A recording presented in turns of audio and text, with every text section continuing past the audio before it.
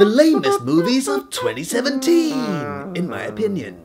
Hello internet, my name is Lave and 2017 is coming to a close, so it's time to talk about my least favourite / disappointing films of the year for me. Note, I'm not saying that these are objectively the worst films of the year. All art is subjective at the end of the day.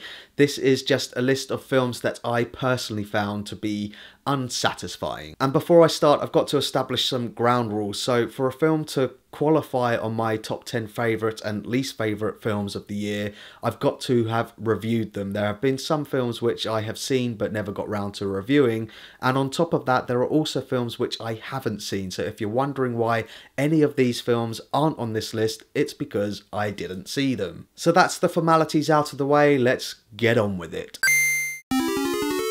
Number 10. Coming in at number 10, I went for Stephen Gaggen's Gold, starring Matthew McConaughey. Now, I was genuinely looking forward to this one. The trailers made it look like it was going to be a real fun, wild, entertaining ride, and it was definitely going for that Martin Scorsese, Wolf of Wall Street vibe, but the film that actually gets delivered was very dull and very boring. But the most frustrating thing about it is that I genuinely think there is a good movie in there somewhere. I think with some creative editing, and if they restructured it, it could have been a really fun and entertaining movie. Instead, it was really boring.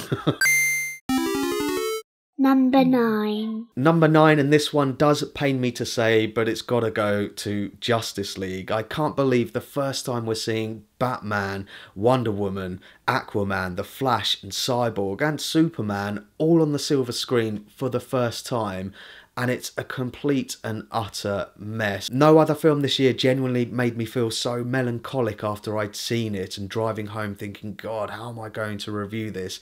It's almost to the point now where I think DC might be thinking about completely rebooting it, and that is such a shame. For such a big summer blockbuster, it was so disappointing. Number 8.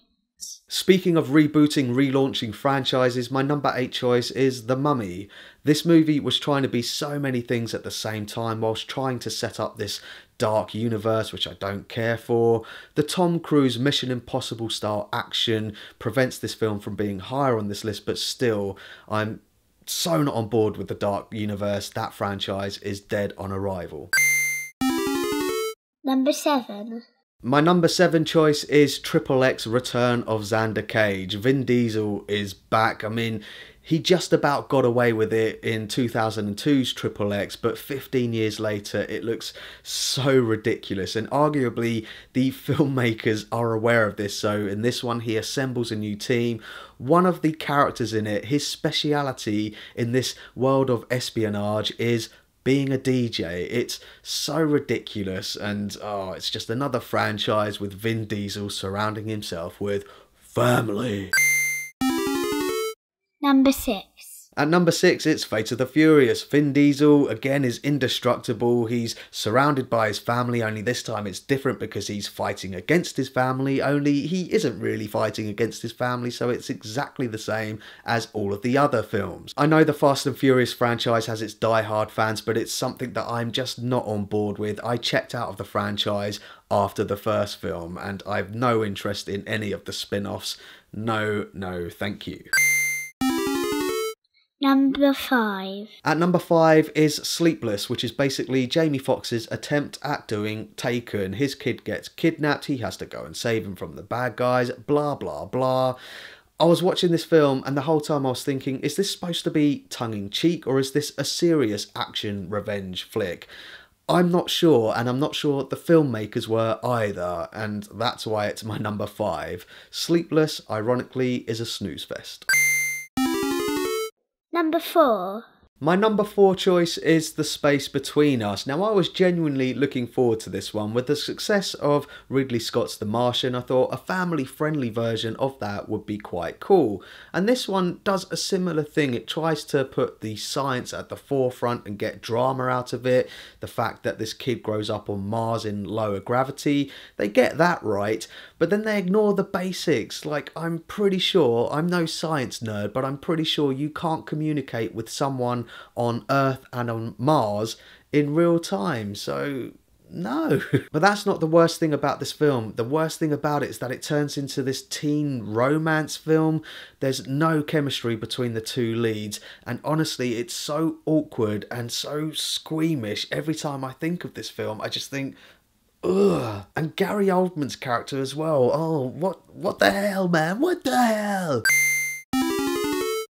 Number 3. Okay, we're moving into top 3 now. My number 3 choice is The Snowman. Now, I'm a big fan of serial killer crime dramas, and the trailers for this made me think that we were going to get a Norwegian-based Silence of the Lambs, but man, this is a car crash of a film. It is unintentionally almost a parody. It's so bad. The whole time I was watching this, I was thinking, this must have had a troubled production, and then after the film came out, it was revealed that there was a lot of problems behind the scenes, and it definitely shows, and that's why it's my number 3. Number 2. My number 2 is Flatliners. Now, the original Flatliners with Kiefer Sutherland had a cool concept at its core, but even through my nostalgia glasses, I can see that it's not a masterpiece. It definitely has some problems, which they could have tried to answer in this film, but instead, the filmmakers just decided to sell the same film again, but just in a different package. It is without a doubt the laziest filmmaking I've seen all year, and I don't know why they tried to resuscitate this brand. It's awful.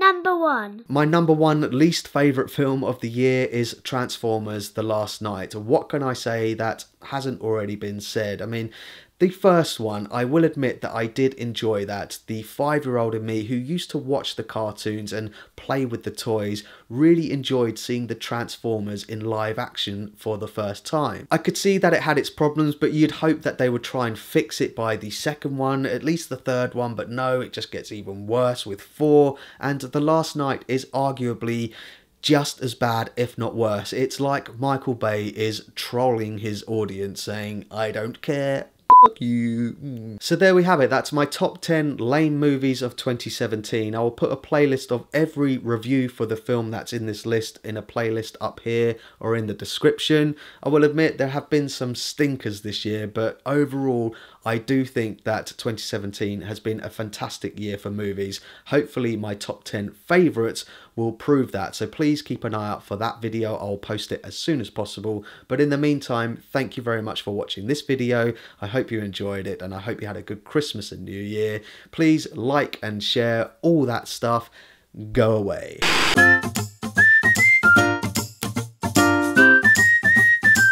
Subscribe.